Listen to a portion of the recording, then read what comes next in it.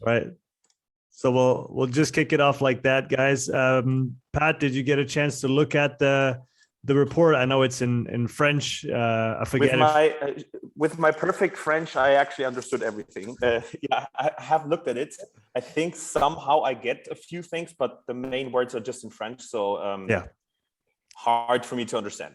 Sure. So what I was thinking is I'll go through an overview of the whole report, and then we can concentrate a little bit more on what stuck out for me, what's in the recommendations, and then obviously how you guys can maybe think of it or integrate it moving forward. Does that work? Absolutely fine. Fantastic. And if at any point there's something that isn't clear or you have questions, please cut me off and we'll go through it together. So main page. So we just have the big numbers on the right-hand side. Keep in mind VO2 max here in relative terms, relative to his body weight. You got to give 2 to 3% margin on that measurement specifically. Max heart rate attained on the tests. He failed at the end of the 360 watt interval. So the test was 4 minutes on, 1 minute off, and the goal was to accumulate at least 10 intervals of work just to have a good overview of all the different intensities throughout the test. So we started really easy, really low at 90 watts and went up in 30 watt increments until we got to that 360 where he couldn't go any further, and we stopped after that. We have a little overview of the different physiological systems. So what sticks out for me is respiratory function and the cardiac system. I'll explain why. Specifically, respiratory capacity is high, vascular development, metabolic development, muscular development all look really good. So if we go in detail now, so respiratory capacity or breathing capacity, he's got a lung volume of about 8 liters, which is a lot. Expiratory power, so the first second of expiration, close to 7 liters. And we see the ratio between the two, which is right where we want it to be. He's well above the norm for his size and weight and sex. So everything on here looks really good. Respiratory function, here we have respiratory frequencies starting nice and low. So you see here in light blue during each interval, that's the average of the last minute of every step. One thing that we see is towards the end, a bit of hyperventilation and a little bit of a loss in the volume that he's able to move, tidal volume. What we also see is that given his capacity and given his 1 second expiration power, so 6.8 liters, what I do is I take 85% of this as the ideal tidal volume that he should be able to move during a dynamic effort. So that puts us at about 5.8 liters. And we see here that the most he reaches is 3.4 liters. So what that tells us simply is that he's got a lot of room to use still in his capacity. So he could breathe slower and deeper at the same time. So kind of play on the side of volume a bit more than on the side of frequency. He does a good job at the lower intensities, staying nice and low with his frequencies, but I would argue that you can maybe even push that a little bit farther down in terms of the frequencies and really leverage the huge respiratory capacity that he has. Obviously, that's going to depend on the modality that he's using. If he's, for example, on a rower or on a skier, where you have to couple that breathing with the stroke rates, then he's going to have to be fixed. But anything that's cyclical and does not impact trunk stability too much, he should be able to essentially really use his volume a little bit more effectively. Does that make sense? Yeah. Quick question. Yeah. Would it make sense to put him on stuff like nasal breathing, like taping his mouth, making him work with his nose a little bit more? Because I tend to realize that when I do that with athletes, they start to breathe longer and deeper. Is that something that would, in your opinion, is beneficial for him? Or do you think we should just stick with what he's comfortable with?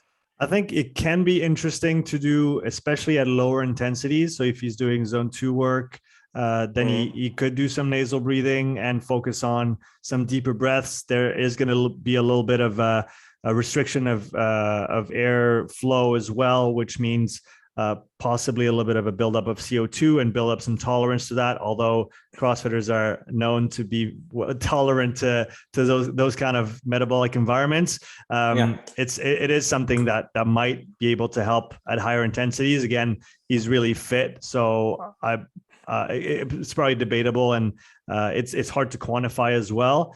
But nasal breathing is one approach, and then just simply deeper breathing all around at all intensities is definitely the main recommendation I would give. But nasal breathing could be included as well. I just wouldn't push nasal breathing on the higher intensities, obviously, just because the nose is like a straw, so you don't want to breathe through a straw, unless you're trying to do something very specific. But in general, you want to stay where you can move the most air when you need to move it, especially. Does that make sense? 100%. If we look at the cardiac cardiovascular system, 45 resting heart rate, that's a good value. Under 50, anything under 50, I'll rate an A. The amplitude during the test, 82 to 181. So that's a really good overall amplitude.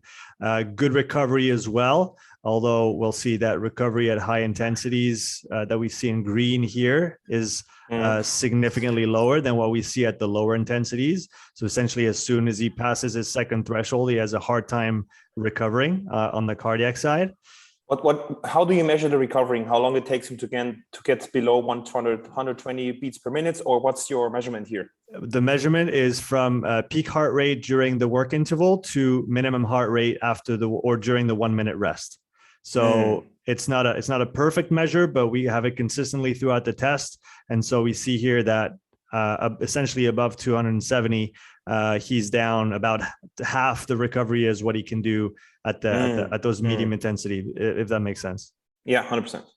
Okay, and so we have again good recovery overall, but that's out of the and I have to say overall, Jules, you have a very good balanced profile. Okay, so I'm picking at details here to find things to work on, but overall things are looking really good.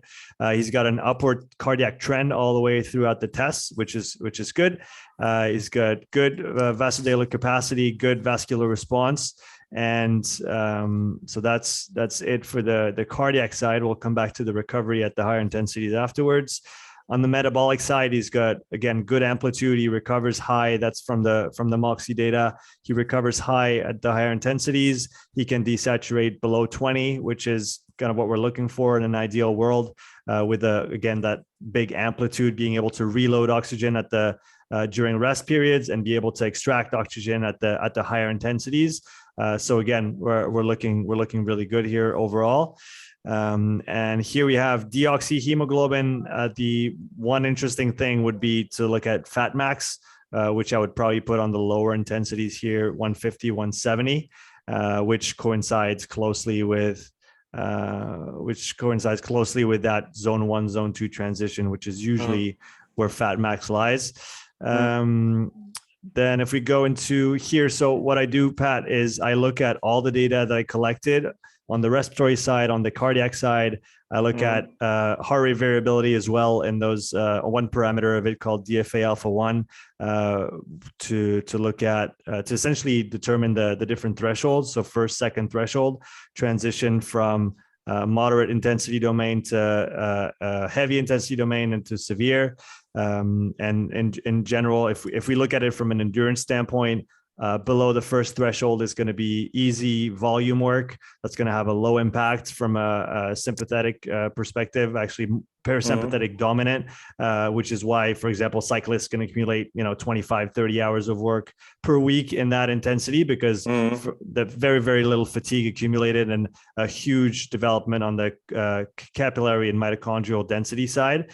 Then we have those medium intensities. And then if we think from a polarized model, you would look at those 3 domains. And then the severe is above that second threshold, where you lose metabolic homeostasis and all things either tend towards 0 or tend towards max and failure, if that makes sense. So for example, you could see O2 pulling down towards 0, and then obviously heart rate towards max heart rate, and then breathing towards max values, and then finally VO2 tending towards VO2 max, if that makes sense. And then what I do is I pool all the data that I collected, and I estimate, interpret the data to find first and second threshold, keeping in mind that those are not fixed numbers. They're the best that I could find with all the data that we had. Those things are variable, obviously, as you know better than me, from day to day, depending on the status of the athlete, his recovery. But I think it gives an overall picture as to where his transition zones, let's say, lie, and then those can be helpful by extension to find those, or to determine those training zones, which are really just an extension of that kind of polarized model with the 3 intensity domains, and we put a bit more detail into it to have the different training zones. Again, they're not down to the beat or down to the watt. They have to be, they can be adjusted on the day. I think RPE remains one of the most reliable measures on the day. And we have the main targets of each zone here. So mainly fat oxidation and recovery at the lower intensity, mitochondrial and capillary density in zone 2 with some cardiac output as well. Tempo is going to be more about lactate shuttling and buffering and having some functional adaptations. That threshold, what cyclists call threshold, so zone 4, which is kind of 90 to 105% of that second threshold, is going to be that transition zone where he goes from, as you can see here, pretty clearly on the Moxie, you can see fairly sustainable work depicted by a pretty flat trend here. And then you see a very significant drop here past that. And you can see the same in reverse on the breathing side, where you could see the breathing kind of escalate exponentially here after he passes that 270, 300 mark. And so here we have zone 4. Zone 5 is kind of that VO2 max intensity. And then zone 6, if we want to be a bit more precise, is going to be, and that's an estimation on my part, that 420 watts, but it's essentially the intensity at which he will not be able to reach VO2 max due to his level of fatigue. So anything under 2 minutes, essentially. And any questions up until here? No, now that makes a lot of sense, because that's all the sheets I know from German. They are pretty much the same. They're just differently styled. So now it gives me the information that I was almost sure that I found all the information that I needed. The graphs up there, I don't know them by heart, or I haven't seen them like this. But now that you explained them, they give me a lot of information, which is also really good, because you and me, we're currently looking into a situation that he might move to Germany, because we want to step up his game when it comes to training as of August next year, for real, because that's when he will step down regarding his job. He can train more. And that's these information already now make a lot of sense for me, because I can now put them into his training to improve everything up until August. And in my opinion, just correct me if I'm wrong, it would then be maybe a smart idea to retest something, so that as of the 1st of August, when we kind of live together, or he lives close by, we train day in and day out, it makes even more sense to have the most accurate information on that day to then push his training to the next level. Yeah, I definitely think that a test like this is a good way. I think depending on there's 3 things I see is really establish the profile of the athlete at a moment in time, and then determine some training priorities based on his profile, based on his needs, based on his sports, etc. And number 3 is quantify changes across time. So I think that third one is where it applies probably the most, is it's to see, it could be every 4 months, every 6 months, but to really have a snapshot of, okay, what does this physiology look like at that point in time? And then is the training that we're doing pulling him or pushing him in the right direction? I think it's a good way to make sure that our training assumptions and our prescriptions actually match what we're trying to drive as adaptations, if that makes sense. I love what you're doing here. I actually have 4 athletes I need to send to you, because I need all these data from him, because 2 of them, they react on a certain way to my training, which doesn't make it makes sense to me, but it doesn't make sense 100%. So this type of stuff helps me a lot changing their training, because they're individualized athletes. They're not just following the generic programming. So this is good. Cool.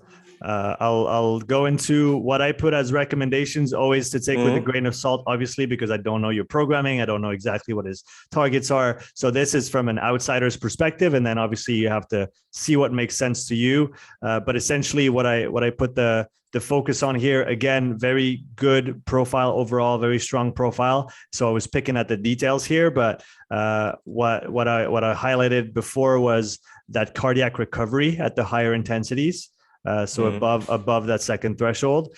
And so what I would go for, which is usually something that I've seen work well with CrossFitters in general, simply because what we're doing here is we're going above 90 to 95% of his max heart rate, which is actually an intensity or a heart rate range where CrossFitters don't spend a lot of time, because they do spend a lot of time at high intensities, but rarely is it at the very close to maximal cardiac intensities.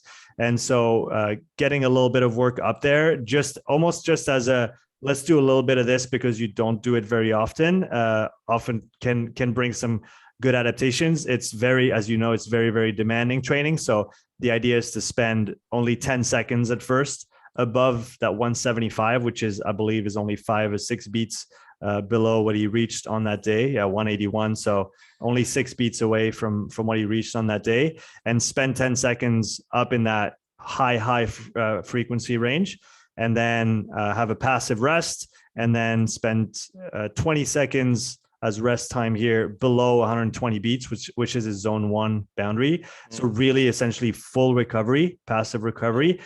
That means he's 10 seconds in 175, then we wait until he's in 120, and then we keep it there for 20 seconds. Exactly. You got it. Okay, got it. Cool. So the time it takes to get to 175 and the time it takes to get back down to 120 isn't accounted in those interval times. That makes sense. So and usually to get to those higher intensities, what works pretty well as a rule of thumb is 1 minute at a 7 out of 10, 1 minute right away, 8 out of 10, 30 seconds at 9 out of 10. And then usually you're within 4 or 5 beats of that target, and you can, put your foot down and then just hold until you get those 10 seconds in at those high intensities. But it's very individual from athlete to athlete. Some people, it takes longer to build. Some people can reach it faster. So there's a little bit of trial and error to do there. Usually when people do those at first, obviously depends on their level and how they're acquainted with this type of work. But usually two or three intervals is all they can manage on the first day. And so that the first session kind of gives you the baseline for the future sessions. The idea is that, for example, if you were to do 2 intervals on the first session, and that's, maybe a 10 out of 10 RPE on both of them, which I've seen happen on multiple occasions, he would repeat that 2 interval session, for example, the following week. Again, it's pretty demanding work. So I put it once to twice a week, but people do usually pretty well on the longer term with just 1 a week.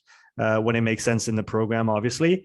And the progression would be add 1 or 2 series or 1 or 2 sets every 2 sessions.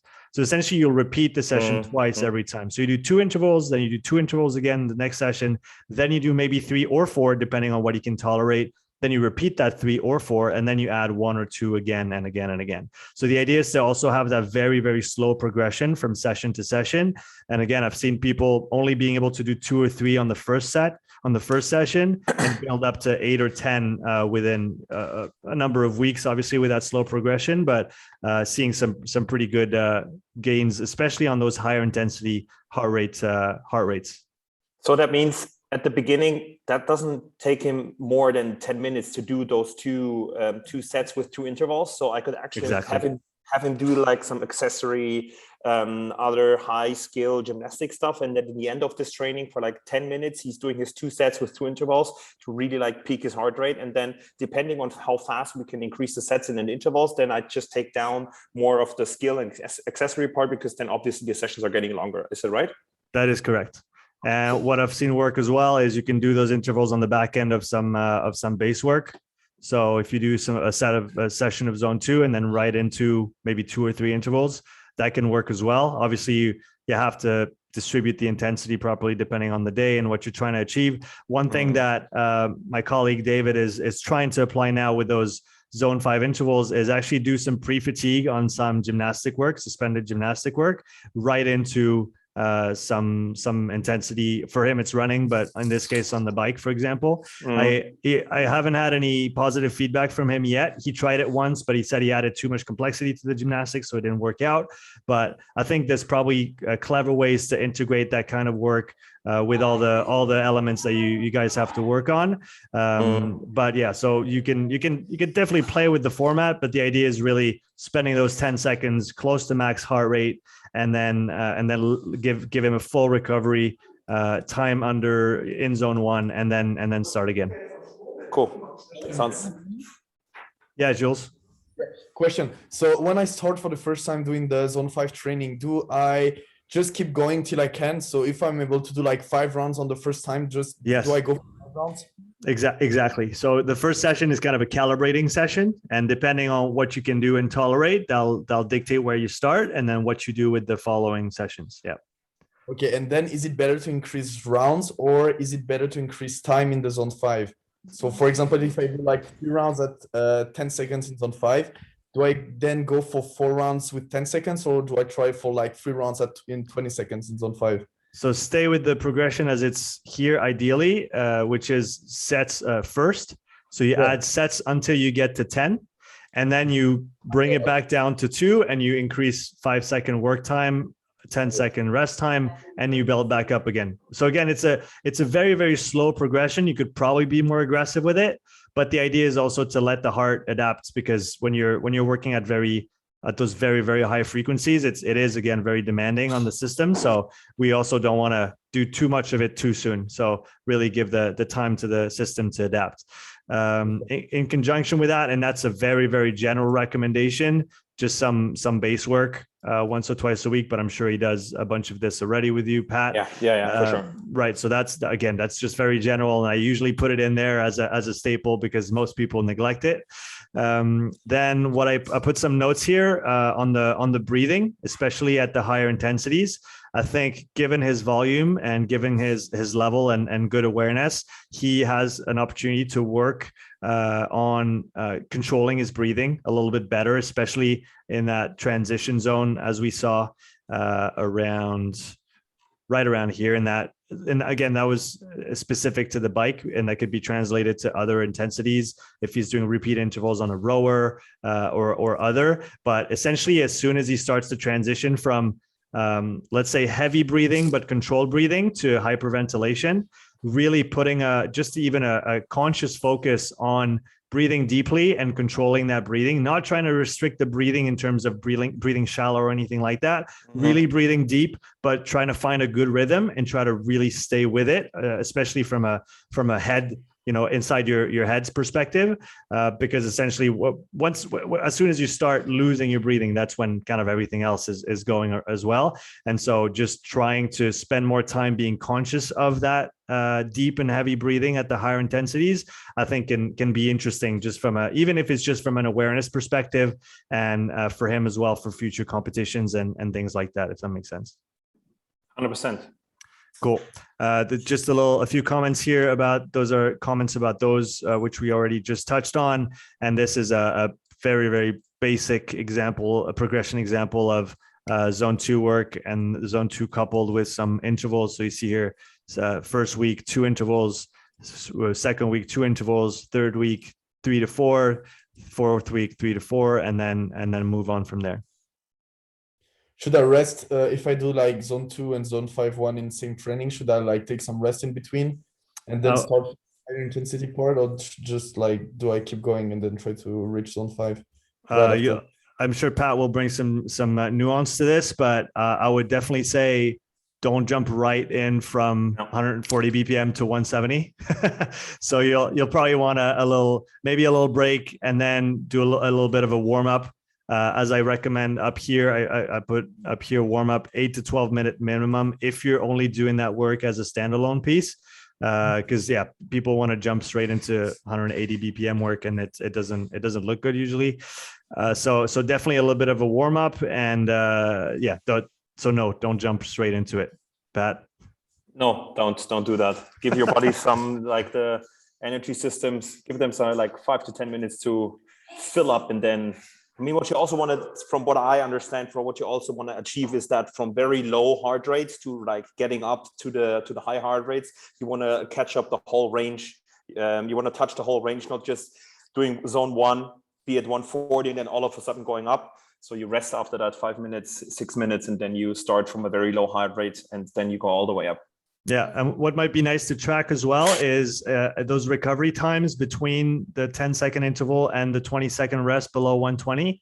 And again, that's exactly what we're working on. And what we usually see is that at first it's going to take him some time to go back down. And then with a bit of training, we'll see that recovery getting faster and faster from the top to the bottom. But that's why it's really important to let that heart go back down all the way to 120 so it can fully recover, rest, and then go back again. And like we said, with the main target here is, it's going to get him a little more comfortable at those very, very high heart rates, but also obviously the breathing is going to be working hard because, as I said, if you do 2.5 minutes of progressive work from 7 to 9 RPE, it's going to be, hard work, heavy breathing, and you're going to be pretty much at pedal to the metal at the end.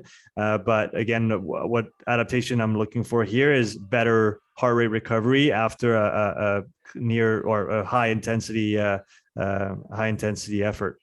Yeah, great. Fantastic. That's a lot of information for me. I need to put that all down because now I understand the form a little bit better, and then I will put it. It makes a lot of sense for me to put all of that into his second sessions because that's where he comes out of a longer rest. And then also it makes sense regarding those accessory and skill parts and then zone trainings. So for me, it makes a lot of sense to put it there. And then, this is really, really interesting for me. And I think I also need to rethink this whole idea of testing more athletes, testing him several times, because we are now in the phase. I mean, I started with him when he was 17 years old, and I told him, like, let's wait until you're 23. And then we start to kick ass.